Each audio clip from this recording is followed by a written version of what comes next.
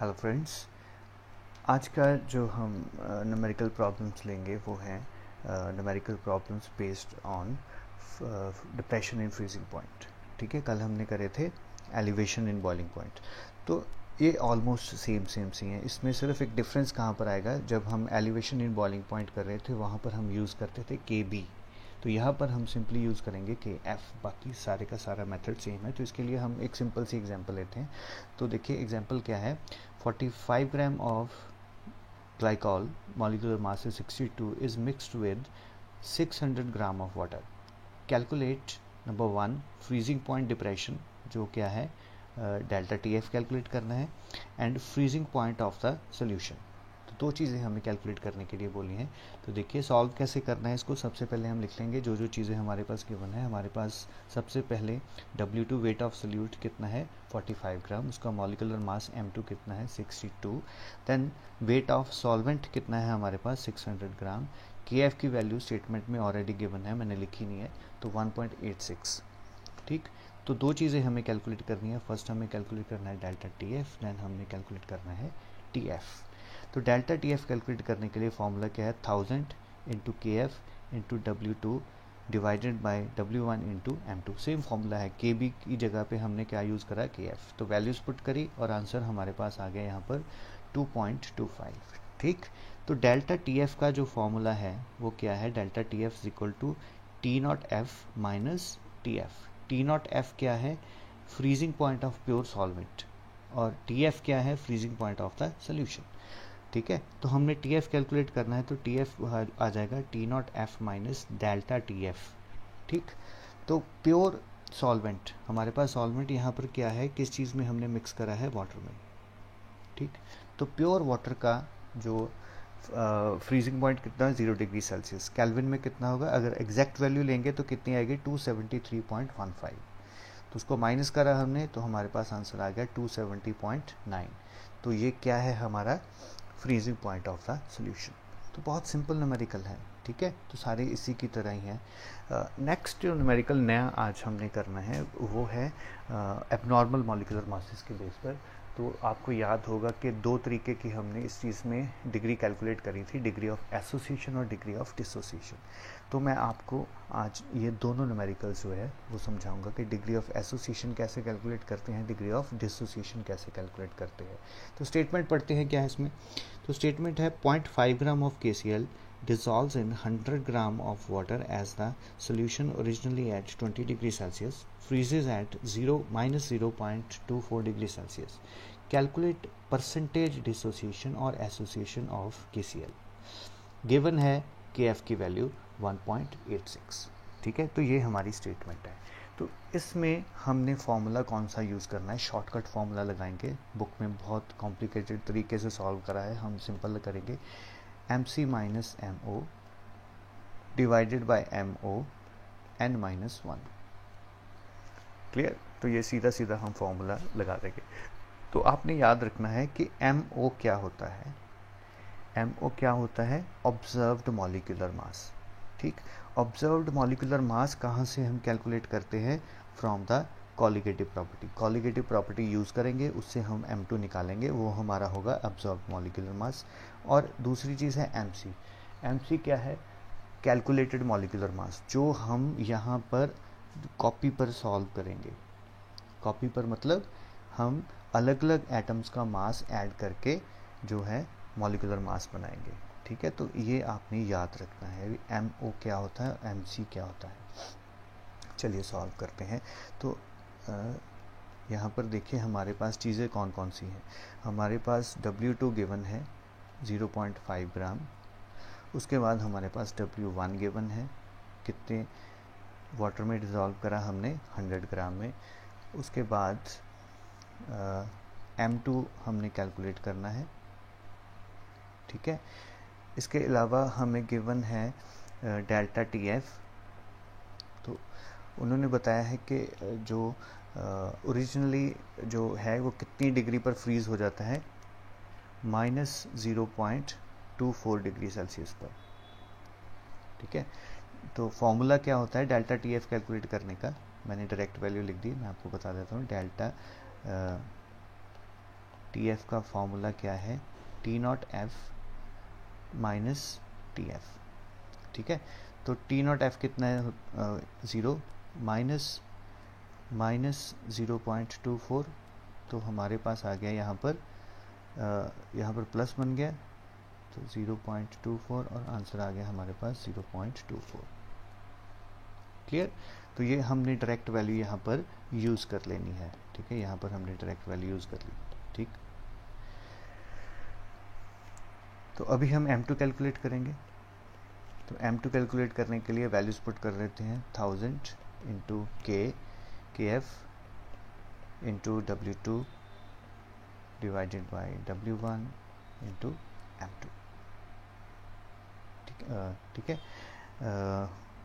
यहाँ पर sorry M2 नहीं आएगा, यहाँ पर सॉरी हम लेंगे डेल्टा टी एफ, ठीक। M2 उस तरफ चला गया। तो अभी हम वैल्यूज पुट कर देते हैं, 1000 के की वैल्यू कितनी है 1.86 मल्टीप्लाई बाय W कितना है 0.5 ग्राम, W1 कितना है 100 और ये है 0.24, ठीक है।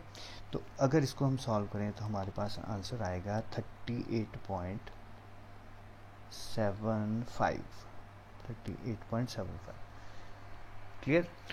तो हमने यहाँ पर कैलकुलेट कर लिया, ये आ गया हमारा MO आ गया 38.75, ठीक है। अब हम कैलकुलेट करेंगे हमारा MC। तो MC कैसे कैलकुलेट करेंगे, MC क्या होगा, KCl है तो KCl का मास, K का मास और Cl का मास हम ऐड ऑन कर देंगे। पोटाशियम का मास कितना होता है 39 और Cl का कितना होता है 35.5, तो ये बन गया हमारा 74.5, ठीक है। तो दो चीज़ें मिल गई हमें। तो अब हम इसमें अपना फॉर्मूला लगाएंगे, alpha is equal to MC minus MO divided by MO n-1, ठीक है। तो वैल्यूज पुट करते हैं, MC कितना है 74.5 माइनस MO कितना है, हमें कैलकुलेट करा था 38.75 डिवाइडेड बाय 38.75। तो N क्या है, जब भी KCl डिसोसिएट होगा तो उससे बनेगा K positive plus Cl negative. कितने पार्टिकल्स बने, 2 पार्टिकल्स। तो ये है हमारे N की वैल्यू। तो N कितना होगा 2 - 1, ठीक है। तो ये अगर हम सारा सॉल्व करेंगे तो हमारे पास जो इसका आंसर आएगा वो आएगा 0.92, ठीक है। तो इसको हम परसेंटेज में कन्वर्ट कर देंगे, मल्टीप्लाई बाय 100, तो ये बन गया हमारा 92%। तो 92% इसमें जो है वो डिसोसिएशन होगी। क्लियर है। तो नेक्स्ट हम न्यूमेरिकल करते हैं एसोसिएशन के लिए। इसकी स्टेटमेंट लिखेंगे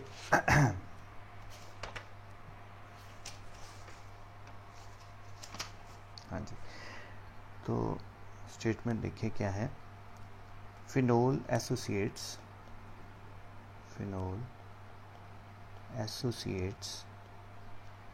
in benzene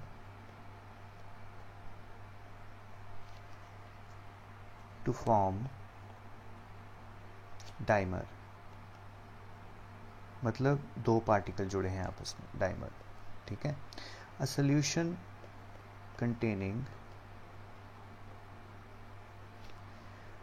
2 × 10⁻⁻² kilogram of phenol in 1 kg of benzene has its freezing point decreased by 0.69 Kelvin. Calculate degree of association, ठीक है। तो KF की वैल्यू गिवन है बेंजीन के लिए 5.12, ठीक है। सारी चीज़ें पता चल गई क्या क्या है। तो अभी हम क्या करेंगे, हम MO निकालेंगे, MC। MO क्या है, जो हम ऑब्जर्व्ड जो मॉलिक्यूलर मास, जो कॉलिगेटिव प्रॉपर्टी यूज़ करेंगे, C जो हम एटॉमिक मास से कैलकुलेट करेंगे। तो पहले हम ऑब्जर्व निकालते हैं। ऑब्जर्व निकालने के लिए हम क्या करेंगे, यहाँ पर फॉर्मूला लगाएंगे।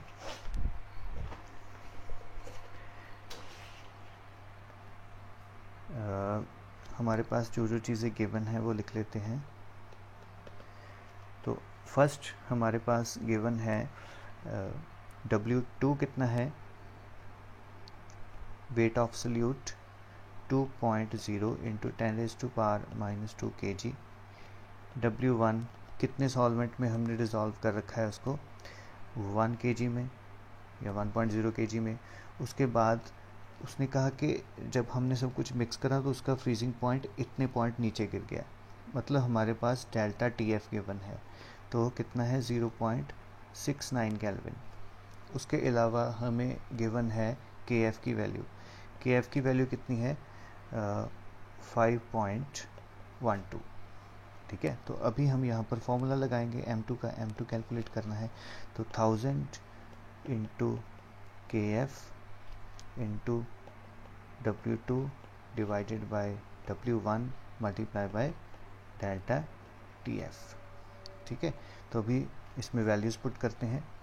वैल्यूज़ पुट करने के लिए 1000, KF की वैल्यू कितनी है 5.12, W2 की value 2.0 into 10⁻⁻² divided by solvent कितना है 1 kg मल्टीप्लाई बाय 0.69।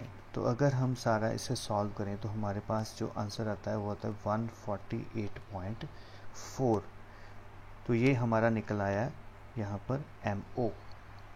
ठीक है, तो उसके बाद हम कैलकुलेट अभी क्या करेंगे, यहाँ पर हम MC कैलकुलेट करेंगे। MC कैलकुलेट, MC का क्या मतलब है, मैंने आपको पहले ही बताया था। MC क्या है, कैलकुलेटेड मास। कैलकुलेटेड मास मतलब हम अलग अलग एटम्स का मास जो है वो ऐड ऑन करके मॉलिक्यूलर मास निकालेंगे। तो अगर हम फिनोल का मास ऐड करें, फिनोल का फॉर्मूला क्या होता है, कुछ छोटा कर लें, तो फिनोल का फॉर्मूला है C6H5OH।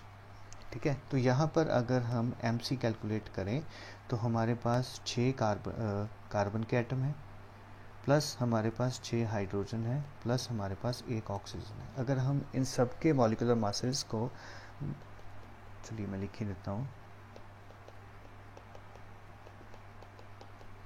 तो ये हमारा आंसर बनेगा 94। तो ये हमारा क्या है, कैलकुलेटेड। क्लियर। तो अभी हम क्या करेंगे, हम फॉर्मूला लगाएंगे डिग्री ऑफ एसोसिएशन निकालने के लिए। तो फॉर्मूला क्या है, MO minus MC divided by MO n/n-1। Clear. तो ये फॉर्मूला हमने यूज़ करना है। अगेन n क्या है, यहाँ पर कितने मॉलिक्यूल्स एसोसिएट कर रहे हैं। तो उसने बोला कि जब फिनोल एसोसिएट करती है तो डाइमर बनता है, तो 2 मॉलिक्यूल्स। अगेन यहाँ पर m की क्या वैल्यू है 2। तो वैल्यूज़ पुट करते हैं। MO की वैल्यू ऑब्जर्व्ड कितनी है 48.4, MC हमने कितना करा है 94 डिवाइडेड बाय 148.4, और यहाँ पर आ गया n-1 that is sorry n कितना है 2 डिवाइडेड बाय 2 - 1। ठीक है, तो 148.4 माइनस 94 डिवाइडेड बाय 184.4, तो यहाँ पर 2 आ गया। ठीक, अगर हम इसको सॉल्व करें तो हमारे पास जो आंसर आता है वो कितना आएगा 0.73। ठीक है, तो 0.73 आया, तो इसकी परसेंटेज निकालनी है तो 100 से मल्टीप्लाई कर दीजिए, तो 73% जो हमारी इसमें एसोसिएशन हो रही है। क्लियर है बेटा। तो ये ऐसे हम सॉल्व कर सकते हैं। चलिए, तो इसके साथ हमारा जो ये चैप्टर है वो फिनिश हो गया। अब मैं आपको इसकी असाइनमेंट सेंड करूँगा न्यूमेरिकल्स की। ठीक है बेटा, थैंक यू।